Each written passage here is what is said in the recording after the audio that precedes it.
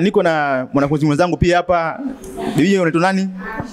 Naitwa Priska Michael. Priska Michael. Priska Michael, tulikuwa likizo kwa almost miezi mitatu. Likizo ilikuwaje kwa upande wako?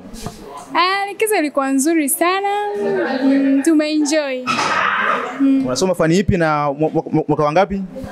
Nasoma tourism and hotel na nipo mwaka wa kwanza semester 2. Bibie, tuna tour tarehe 24 mwezi huu ambao tutaelekea Pugu kwa lengo la kufanya utalii mzima wa adventure tourism. Vipi, utakuwepo au utamisi maana mtu utalii wewe? Hapana, siwezi kumisi. Yaani mimi mtu utalii napenda sana kutalii, kutembea, siwezi kukosa kabisa. Pengine unawashauri nini wanafunzi ambao wako nyumbani hawajui wafanye nini? Na washauri waje hapa wasome, ni chuo kizuri, wanafundisha vizuri na kozi zipo nyingi sana hapa. Tunawakaribisha sana waje.